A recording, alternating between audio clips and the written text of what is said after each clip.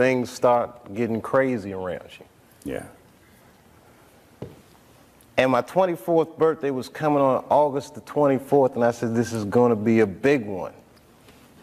And the morning that I turned 24, phone rang, and my sister was like, Dad had a stroke. For the next year, I watched my father teeter on life and death. And it was just all this stuff, man. Like Dad was dying, the half-baked didn't come out the way I wanted it to come out. I was real upset about that. Because it was a real cool script, and then I saw it, I was like, hey man, you made a weed movie for kids. And it wasn't for kids, a script, you know. It was all these things, so much pressure. Africa. Then I was in Ohio. I get a call on my cell phone from Hollywood. I'm like, hello, Hollywood. They're like, hello, Dave. They're like, that pilot you did for Fox, looks like they want to pick it up.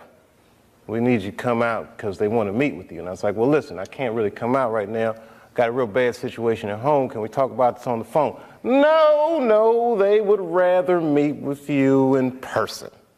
But you know, like the horror that they turned us into, I jumped on that plane and left my father's bedside, which I regret to this day, and I went out and I sat with these people in this room, and if you can imagine a large circle of people, and I was 12 o'clock, the black dude.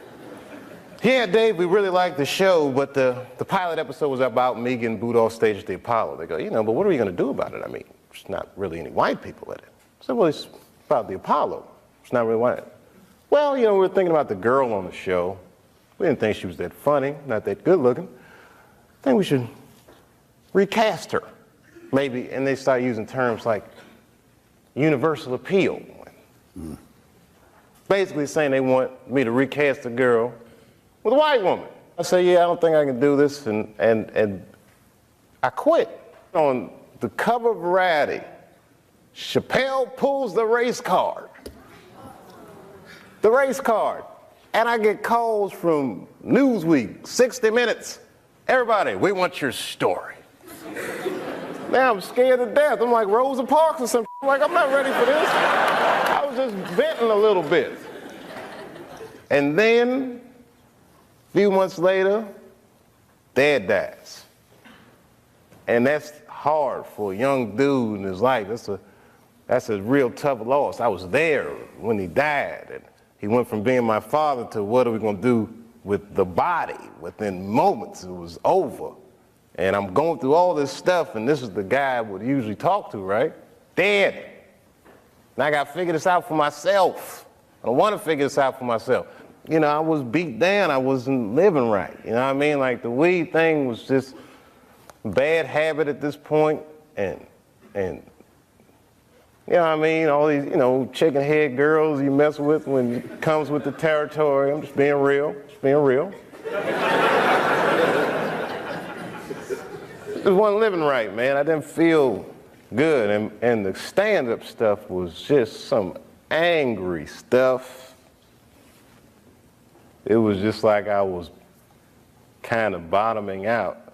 But when my dad died, because I'd been commuting back and forth to Ohio so much, that's when I bought the farm, which I called the you Hollywood farm.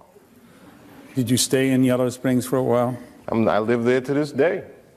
I live there to this day. I'm raising my kids there. Look, man, at that point in your life, it's something so real in contrast to what Hollywood is, a very powerful illusion.